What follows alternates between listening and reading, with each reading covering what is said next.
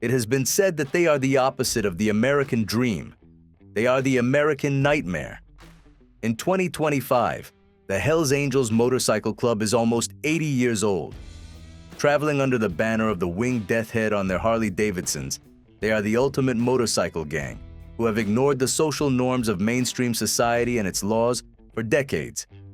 They grew from humble beginnings in 1948 to become the feared global crime empire that they are today, with a membership of over 6,000 and with 592 chapters in 66 countries. But as time has passed, they have ruined their reputation of bike-riding outlaws and cemented their troubled history with some truly shocking crimes. Welcome to Organized Crime Files.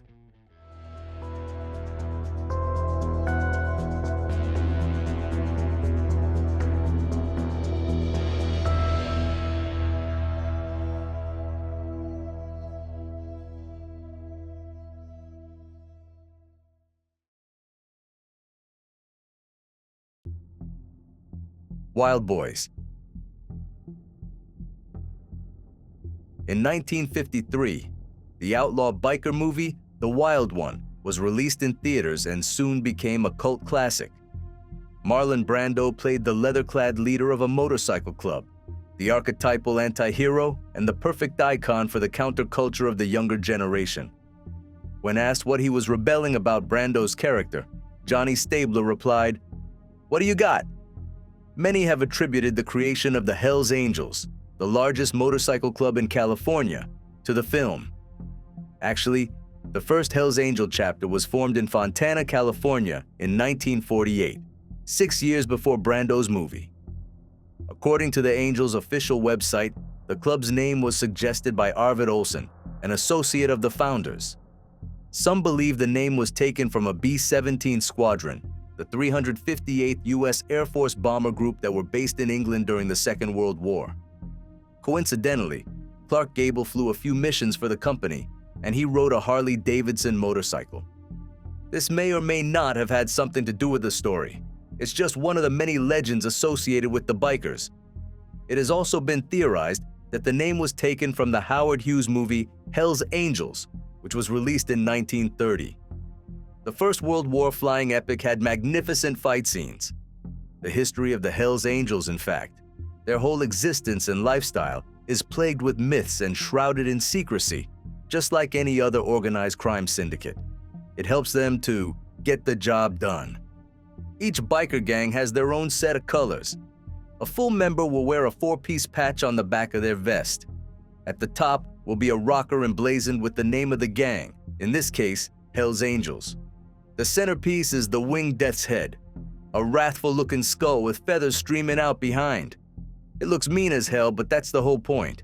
A small square with the letters MC stands for Motorcycle Club. The lower rocker indicates the wearer's chapter home, territory, state, or location. The name and logo is copyrighted. Once a member puts on the patch, then he has signed up to do whatever is asked of him. Jay Dobbins is a federal agent.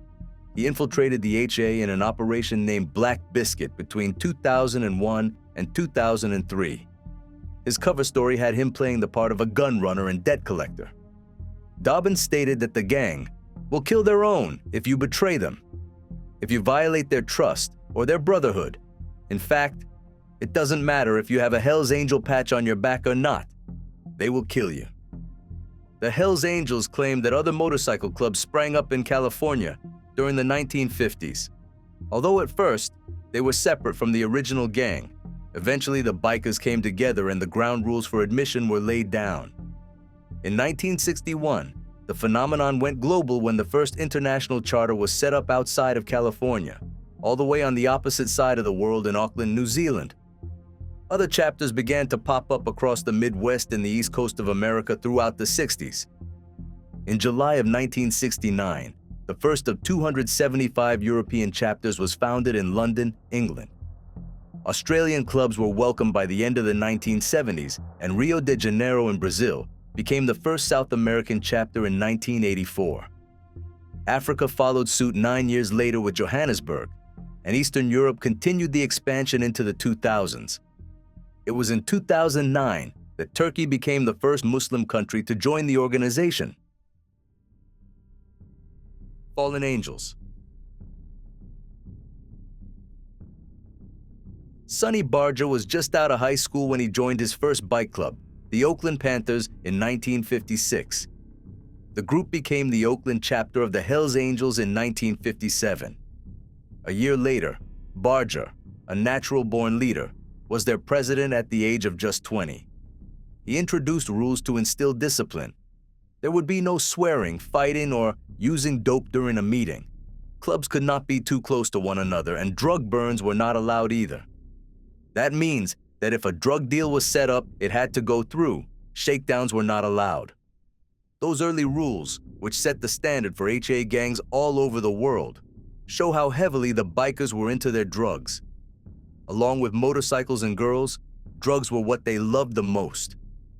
By 1966, the first club outside of California was opened in Omaha, Nebraska, and the drug abusers turned into drug dealers. Over the following decades, drugs and crime became synonymous with the HA, and across the world, the sale of drugs like cannabis, cocaine, and methamphetamines turned the club into a multi-billion-dollar business, and its members into men who were happy to do whatever they needed to achieve their goal. To the outside world, which included the media, the HA were just beer-drinking, spliff-smoking bikers, a little on the rowdy side, but for all intents and purposes, rebels without a cause. Really, beneath the facade that the club tried very hard to keep in place, during the 60s, they were transforming into a crime syndicate. In 1965, the Lynch Report was produced after two teenage girls claimed that they were raped by a score of the Hell for Leather cyclists. Compiled over a 6-month period, the report detailed numerous crimes allegedly committed by the club. They included robbery, assault, drug trafficking, carjacking, and forgery. Earlier crimes included a group of angels armed with can openers fighting with U.S. sailors who were on leave in 1957. Of the 7 people arrested, 4 were members of the HA. 2 of them faced charges of disturbing the peace when they tried to run down a San Pablo police sergeant while fleeing the scene. In 1961, after being elected sheriff of Sacramento County, John Misterly began a surveillance campaign against the Hells Angels, which it was claimed bordered on harassment. In January of '63, police raided the Oakland headquarters, and 7 club members were charged with the gang rape of a 29-year-old woman. Other charges included possession of cannabis, theft, and Hitlerism, as a swastika flag and a picture of Adolf Hitler were found on the premises. The words, "Hitler is alive, our buddy," were inscribed on the picture. Also in 1963, the Tulare County Sheriff's Department and the California Highway Patrol, known as CHIPS, charged 5 people with inciting a riot. 200 members from 7 motorcycle clubs from across the state were dispersed after they descended on Porterville at the end of August. There were several violent incidents, including a gang of bikers storming the Sierra View District Hospital so that they could carry on beating up a man who was recovering there from an earlier beating. A year later, HA member Ernest Canada stood before the Sacramento City Council and read out a protest letter claiming that the sheriff's deputies were using illegal tactics to harass the club. Members were resorting to removal of their colors before entering the county because of Misterly's antagonism towards them. Right side of wrong. The founding president of the Sacramento Charter, James "Mother" Miles, relocated the HA to Richmond to join forces with angels from the San Francisco Bay Area. There, they formed a Nomads Charter so that they were not affiliated to any one club. Misterly denied that his deputies were harassing the bikers but took credit for them leaving the county. He allowed the HA to return in January of 1966 for one day to attend the funeral of Mother Miles, who was killed in a motorcycle accident in Berkeley. Over 300 members from 11 Californian clubs paid their respects before being given a police escort from the city. It wasn't until 7 years later in 1973 that the Sacramento chapter was restored.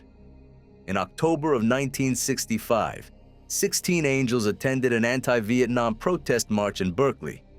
They attacked demonstrators there, which resulted in 6 arrests and the broken leg of a police officer.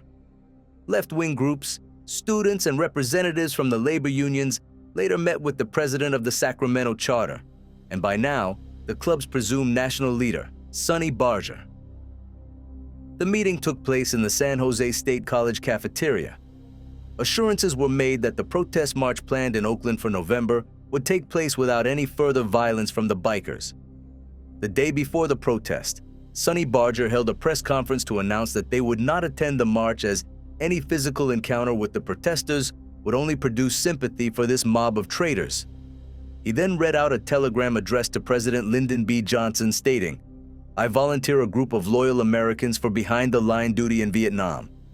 We feel that a crack group of trained guerrillas could demoralize the Viet Cong and advance the cause of freedom."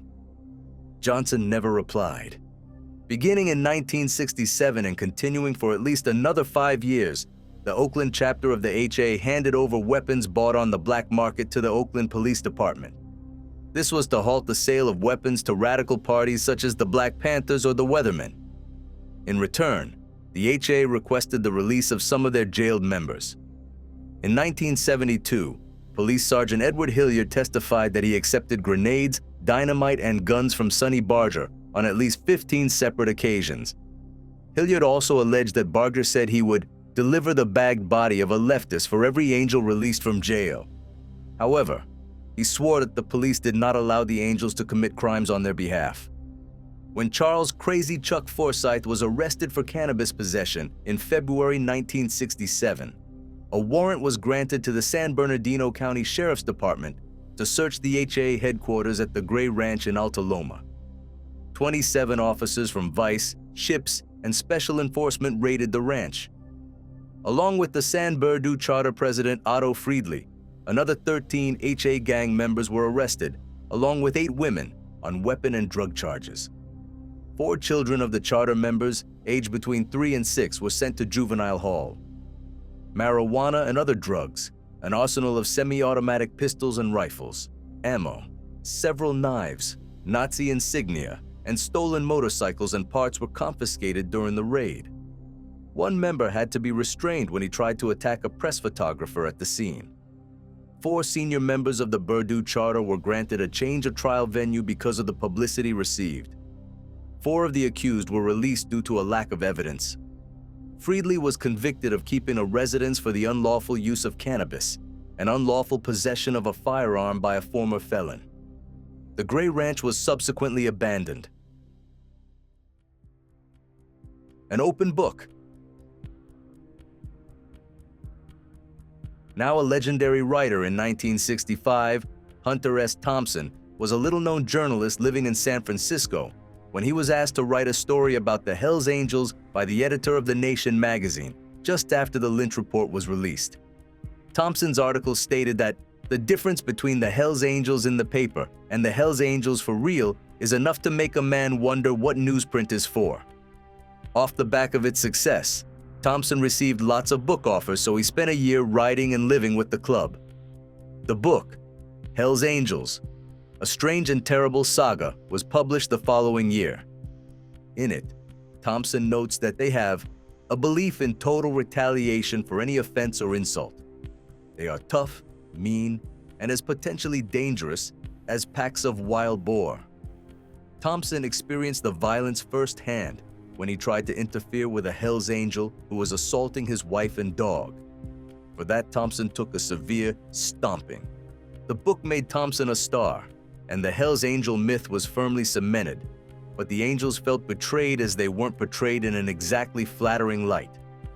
Skip Workman, a founding member of the Oakland Charter, went so far as to call the book 60% cheap trash, and actually went on TV to confront Thompson, who it was felt had used the bikers to further his own career. When Love and Hate Collide. 1967 was called the Summer of Love. It began in San Francisco when around 100,000 people, mostly young hippies, beatniks, and counterculture figures descended on the city. For the HA, it was a gift. They called it Dust of the Angels, DOA or Angel Dust, real name PCP, a dissociative and mind-altering drug that causes hallucinations, and it was selling like crazy. According to the Drug Enforcement Administration, After beginning large-scale distribution in the middle of 1967, the Angels were soon the leading manufacturer and supplier of LSD in California. It was during this time that a tragic event occurred, which not only shattered the bland beer-swilling biker image of the HA, but also brought the happy hippie days of the 1960s to a sad close. The Altamont Speedway Free Festival was held on December 4, 1969, just outside the city of Tracy in California. 300,000 people attended the concert, which had been arranged by the Grateful Dead and was expected to be a Woodstock West. Other artists included Santana, Jefferson Airplane, Crosby, Stills, and Nash, as well as the Rolling Stones, who were to close the show. The site was a logistical nightmare, with the stage being only 1 meter or 39 inches high and having no barrier. Because it was so low, some form of security was needed to protect the rock stars, and who better and more on trend than the Hells Angels Motorcycle Club, led by the legendary Sonny Barger. The bikers had already been hired at previous concerts with the Grateful Dead and Jefferson Airplane without any trouble, so they seemed the obvious pick when the management of the Rolling Stones needed assistance, and for $500 worth of beer, they came cheap. Sam Cutler, the road manager of the Stones on their 1969 U.S. tour, denied this story, saying, "The only agreement there ever was. The Angels would make sure nobody tampered with the generators, but that was the extent of it. But there was no way. They're going to be the police force or anything like that. That's all bollocks." Although he agreed that they would be paid in beer for their help, but he said all the bands were supposed to share the costs. But the person who paid it was me, and I never got it back. To this day. Barger stated that they never wanted to police the event and thought they would just sit at the edge of the stage, drink beer, and make sure there were no rapes or murders. Cutler said they were the only people who were strong and together. They had to protect the stage because it was descending into absolute chaos. If the Angels were given such unrestricted power, it was an accident waiting to happen. According to Barger, just getting too close to their bikes caused HA members to beat the fuck out of some concertgoers. They threatened the Who drummer, Keith Richards, with a pistol to force him to continue playing. As the show went on, the mood of both concertgoers and the Hells Angels deteriorated. There was a lot of infighting in the crowd and antagonism towards both the Angels and the performers. The Angels, who had been drinking their freebies all day and were more than a little drunk, had armed themselves with motorcycle chains and sawn off pool cues. When Jefferson Airplane's lead singer Marty Balin jumped off stage to try and sort out the unpredictable crowd during the band's set, he was knocked unconscious by an Angel. The Grateful Dead refused to play and left the venue. By the time the Stones stepped on stage, there were numerous fights between Angels and members of the crowd, and the concert was in chaos. Yet another fight began, and the Stones had to stop their set while the Angels restored order. The Stones restarted, but as Mick Jagger began to sing "Under My Thumb," a scuffle began with the 18-year-old Meredith Hunter as he tried to get on stage. He was chased into the crowd but returned enraged and so high he could barely walk. He drew a revolver from inside his jacket. Hell's Angel Alan Passaro drew a knife, and things ended badly for Hunter. He died after being stabbed in the back and head. It was also reported that he was stomped on by several Angels while he was on the ground. The gun was recovered and given to the police. Passaro was arrested, tried and acquitted of murder, when the jury saw concert footage that proved Hunter had been wielding the gun.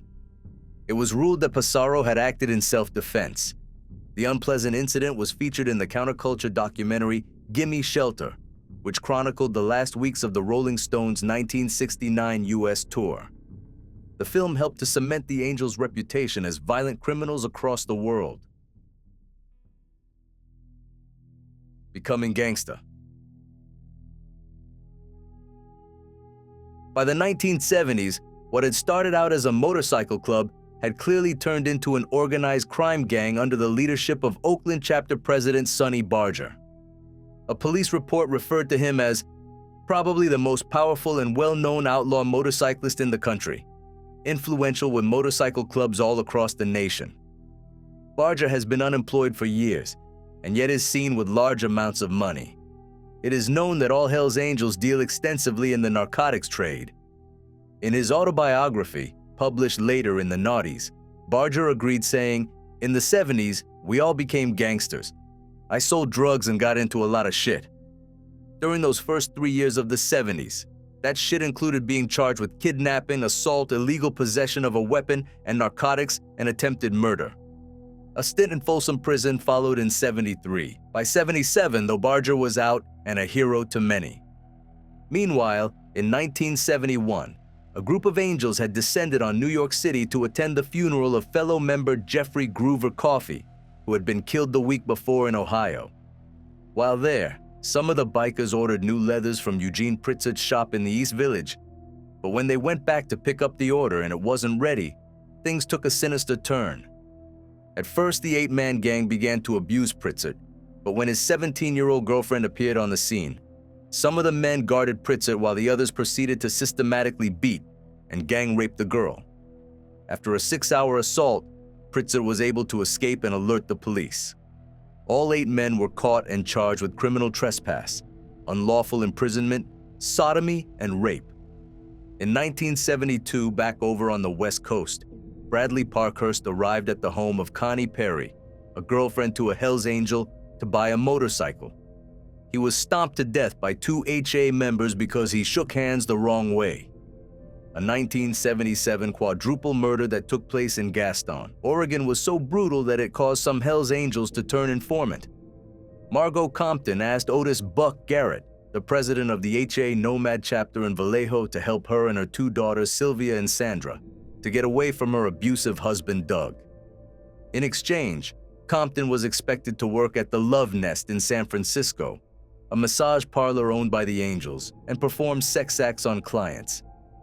Drug dealer and pimp, Garrett kept Margot's daughters at his home in El Sobrante. When she was beaten and raped by a client, Margot was helped by Don Sealer. The couple went to the sheriff's office, got the children back, and Margot agreed to testify against Garrett and the Angels. Sealer, Margot, and the children took refuge in Laurelwood, Oregon under an alias.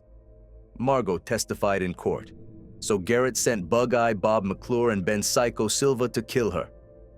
They did so, but first forced her to watch as McClure shot her boyfriend's 19-year-old son and her 6-year-old twin daughters first.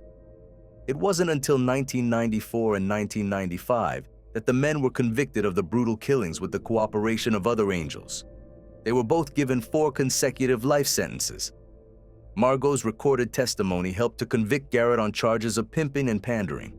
He was sentenced to just 2 years in prison and later rose to be a millionaire producer and distributor of meth within the Hells Angels organization. Cleaning house.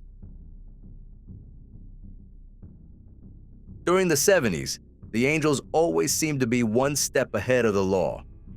In 1979, the government was unsuccessful when they tried to prosecute the bikers under the RICO Act, a federal law that controls criminal organizations.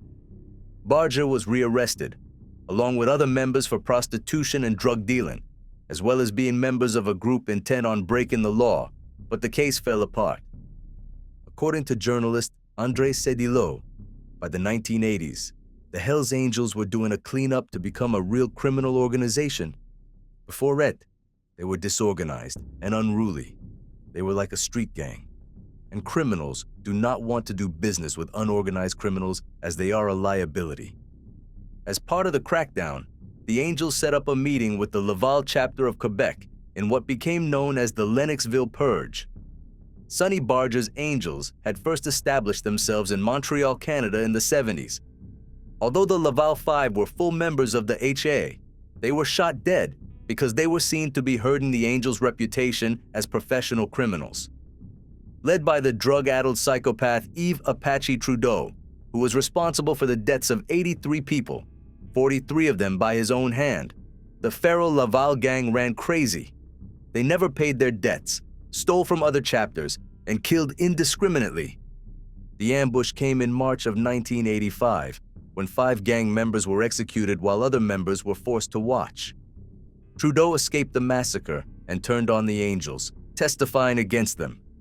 The notorious serial killer was given a new identity but died from cancer in jail after being convicted of raping a young boy. The Lennoxville ambush was seen as a betrayal by many Hells Angels in Quebec. As a result, a rival motorcycle gang named the Rock Machine was formed in 1986. Know your enemy. It can take years for a potential member to join the Hells Angels. Up until 1964, female members were permitted until Sonny Barger imposed the rule of a male-only club. According to retired undercover police agent Jay Dobbins, older women and girlfriends are at the top of the pecking order within the HA, and messing around with another member's woman will lead to violence. You don't have to be a criminal to join, but you do have to demonstrate absolute loyalty. The idea that you have to commit a serious crime or even a murder to join the gang is a complete myth. It's a difficult and long membership process though, and it can be years before someone can become a fully fledged member. Anyone who has connections to or has applied for a job in law enforcement is shown the door. Every member must have their own motorcycle. It doesn't have to be a Harley Davidson, although that does seem to be the cycle of choice. You must be prepared to ride it a lot, like practically live on it. To begin with, a wannabe member is known as a hang-around, someone who has maybe been invited to the club or to an event by other members. It will give you the opportunity to experience the lifestyle, and more importantly, to see if the Angels like your character. The next step involves becoming an associate. You will spend years continuing to learn the ropes as you attend more events and meet members. As a prospect, you are allowed to attend even more events and join in some club meetings. You're sort of a probationary member. However, you will not be allowed to vote. During this time, you will be educated, and the members will be deciding on your eligibility to become a full member. For the final step, you must receive votes from the other Hells Angel members in your chapter to become a fully patched member. The vote must be unanimous. It is likely that other requirements are necessary to reach this stage. However, due to the secrecy of the Hells Angels, we can't be sure. Although we do know that it's a lifetime commitment and you can never leave. It's no surprise then that membership numbers are quite low, and there are rumors that the figures are declining. In 2014, it was reported that the Washington chapter of the HA had just 8 full members and only a dozen prospects across the state. In 2017, CBC News stated that the Nova Scotia chapter had only 9 members, and one of those was in jail. In the Netherlands, a court in the city of Utrecht banned the Hells Angels for being a criminal group because, according to the Public Prosecution Service, there is a culture of violence within the club that endangers society and the rule of law. They are the first country to ban the club. The Dutch authorities believe that the HA present themselves as the largest and most powerful motorcycle club in the world. It's no surprise then that this has brought them into constant conflict with other rival clubs. The Mongols Motorcycle Club was formed in 1969, also in California. The majority of their founding members were Vietnam veterans and mostly Hispanic, as the Angels did not allow non-white members at the time. Now, rather than the small-time motorcycle clubs that had tried to mess with the Angels, they had a formidable rival gang to deal with, and the warfare between the two MCs has never let up. In the 80s, the Mongols were successful in their bid to take the Angels' territory in Southern California. There were turf wars in 2017 and 2020, when there was a violent clash in Oregon. It was an incident between the two gangs that contributed to their ban in the Netherlands, as shots were fired, and there was a huge fight at the Van der Valk Hotel in Rotterdam in 2016, involving both gangs. Name drop. Despite the shared outlaw lifestyle of the Hells Angels, some members do become disillusioned or begin to fear for their own safety. Some high-ranking Angels have even turned traitor in recent years. George Christie was president of the Ventura, California chapter and the longest-serving president in the club's history. In 2011, Christie returned his patch jacket to the club and demanded retirement because he claimed they had become too antagonistic. Sonny Barger placed Christie in a state of disgrace and banned all Angels from having anything to do with him. Christie wrote a tell-all memoir called Exile on Front Street, My Life as a Hells Angel, closely followed by 2 more books exposing the club's secrets. Dave Shaky Atwell, who was once a sergeant-at-arms for the Toronto chapter, became a super informant when he helped the police over a 2-year period between 2005 and 2007. With his help, authorities were able to make 169 charges against 31 people, seize property worth $500,000 and drugs worth $3 million. At trial, Atwell was the star witness. Then, just to add insult to injury, Atwell published the book The Hard Way Out: My Life with the Hells Angels and Why I Turned Against Them. Needless to say, Atwell had to be taken into witness protection. He has since spoken of his endless paranoia and knows that the angels are always looking for him. Over the years, although there are plenty of tales of violence and crime, the Hells Angels have become more of a corporate entity. More outlaw corporations than outlaw bikers. With a declining membership and law enforcement working hard to limit their illegal activities, the club has turned to trademark enforcement to add money to the coffers and keep the organization financially afloat. According to Novograph, despite its rebellious and sometimes violent reputation, the Worldwide Motorcycle Club, founded in California over 70 years ago, has taken a shrewd approach to its legal rights, creating the Hells Angels Motorcycle Corporation, HAMC, to register, protect, and enforce its intellectual property rights.